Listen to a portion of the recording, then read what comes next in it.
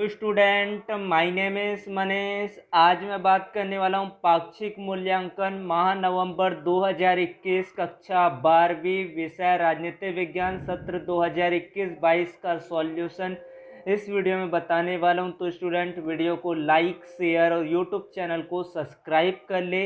इसका PDF Telegram पर मिलेगा, लिंक डिस्क्रिप्शन पर है। एक शब्द या एक वाक्य में उत्तर दीजिए। 8 प्रश्न दिया गया है।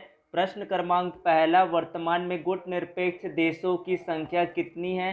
तो इसका उत्तर है गुट निरपेक्ष देशों की संख्या स्थापना के समय 25 देश शामिल थे, लेकिन आज 120 देश इसमें शामिल हो चुके हैं। बांडुंग सम्मेलन कब हुआ?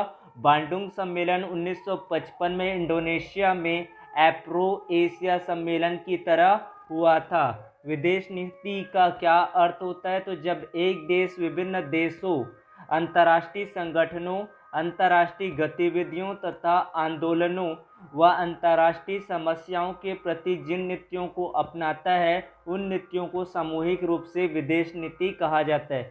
चीन में साम्यवादी क्रांति कब हुई? चीन में साम्यवादी क्रांति अक्टूबर 1949 में हुई थी। सिंडिकेट क्या होता है? कांग्रेसी नेताओं का एक समूह को अनौपचारिक तौर पर सिंडिकेट के नाम से इंगित किया जाता था। इस समूह के नेताओं का पार्टी के संगठन पर नियंत्रण था। गरीबी हटाओ का नारा किसने दिया? 1971 के लोकसभा चुनाव में इंदिरा गांधी ने गरीबी हटाओ का नारा दिया।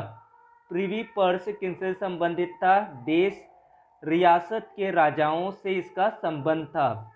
किस चुनाव परिणाम को राजनीतिक भूकंप की संज्ञा दी गई? 1967 के चुनावों में कांग्रेस को केंद्र एवं राज्य स्तर पर हुई गहरी हानि को कई चुनाव विश्लेषकों ने कांग्रेस के लिए से राजनीति का भूकंप माना। अति लघु उत्तरी प्रश्न, 2 अंक के 3 प्रश्न यहाँ पर है। भारत की परमाणु नीति क्या है? तो भारत प्रारंभ से ही आणविक अस्त्रों के निर्माण के विरुद्ध रहा। द्वितीय विश्व युद्ध में हिरोशिमा तथा नागासाकी में हुई विभीषिका की याद सबसे मस्तिष्क में थी।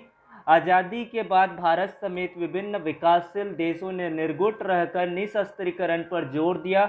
इस उद्देश्य से नेहरू ने आणविक हथियारों के निर्माण को प्रोत्साहन नहीं दिया। गैर कांग्रेसवाद का क्या अर्थ होता है? तो कांग्रेस की विरोधी पार्टियों ने महसूस किया कि उनके मत वोट बढ़ जाने के कारण ही कांग्रेस सत्ताहीन है। इन दलों को लगा कि इंदिरा गांधी की अनुभवहीनता प्रारंभ में और कांग्रेस की अंदरूनी उठापटक ने उन्हें कांग्रेस की सत्ता से हटाने का एक अवसर हाथ लगा है। समाजवादी नेता राम मनोहर लोहिया ने इस रणनीति को गैर कांग्रेसवाद का नाम दिया।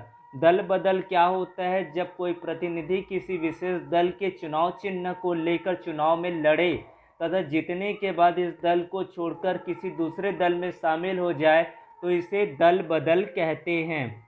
उसके बाद अगला है लघु उत्तरी प्रश्न। राम मनोहर लोहिया के बारे में बताना है। समाजवादी नेता एवं विचारक, स्वतंत्रता सेनानी एवं कांग्रेस सोशलिस्ट पार्टी के सदस्य। मूल पार्टी में विभाजन के बाद सोशलिस्ट पार्टी एवं बाद में संयुक्त सोशलिस्ट पार्टी के नेता। 1963 से 1967 तक लोकसभा सांसद, मैनकाइंड एवं जन के संस्थापक संपादक। गैर यूरोपीय समाजवादी सिद्धांत के विकास में मौलिक योगदान। विचारधारा का संयोजन। गैर कांग्रेसवाद के रणनीतिकार, पिछड़े वर्गों को आरक्षण की वकालत और अंग्रेजी विरोधी के अलावा ऐसी राजनीति नेता के रूप में चर्चित जिन्होंने नेहरू के खिलाफ मोर्चा खोला। ताशकंद समझौता की 3 शर्तें लिखना है। भारत एवं पाकिस्तान के बीच हुए 1965 के युद्ध के रुकवाने में सोवियत संघ ने महत्वपूर्ण भूमिका निभाई। यहाँ पर देखते पॉइंट वाइज पहचों का यह प्रयास रहेगा कि संयुक्त राष्ट्र की घोषणा पत्र के अनुसार दोनों में मधुर संबंध बने। दोनों पक्ष इस बात पर सहमत थे कि दोनों की सेनाएं 5 फरवरी 1966 से पहले उस स्थान पर पहुंच जाए जहां वे 5 अगस्त 1965 से पहले थी। उसके बाद अगला प्रश्न देखते हैं। तो भारत द्वारा गुट निरपेक्ष नीति को अपनाए जाने के क्या कारण थे? शीत युद्ध को अलग रखने हेतु, विश्व की शांति की इच्छा, सैनिकी गुटों से पृथक रहने हेतु, स्वतंत्र विदेशी नीति के संचालन की अभिलाषा, भारत की भौगोलिक स्थिति की सुरक्षा हेतु। और इस तरह से इसके पॉइंट को आपको कुछ कुछ एक्सप्लेन भी करना है, तो इस तरह से इसके पूरे आंसर्स को लिखना है। तो ये पूरा आप लोग अच्छे से लिख लेंगे अपनी कॉपी पर। फिर अगला क्वेश्चन है, नई कांग्रेसी और पुरानी कांग्रेसी में क्या अंतर था?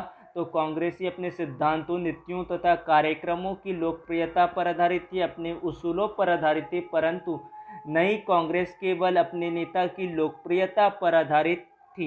उसके बाद पुरानी कांग्रेस का संगठनात्मक ढांचा मजबूत था, सुसंगठित था और नियमों पर आधारित था, परंतु नई कांग्रेस का संगठनात्मक ढांचा कमजोर था, वह नियमों पर आधारित न होकर दल के नेता की इच्छा पर आधारित था। तो इस तरह से आपको पूरे पॉइंट वाइज यहाँ पर नोट्स मिला है, तो नोट्स के बेसिस पर आपको लिखना है। कोई भी पॉइंट अगर आपको समझ में ना आए तो कमेंट बॉक्स पर मैसेज करें। पीडीएफ टेलीग्राम पर मिलेगा, लिंक डिस्क्रिप्शन पर दिया गया है। अगर पॉलिटिकल साइंस के नोट्स चाहते हैं क्लास 12th के लिए तो कमेंट्स पर मैसेज करें। Thank you for watching video, subscribe the channel, thank you.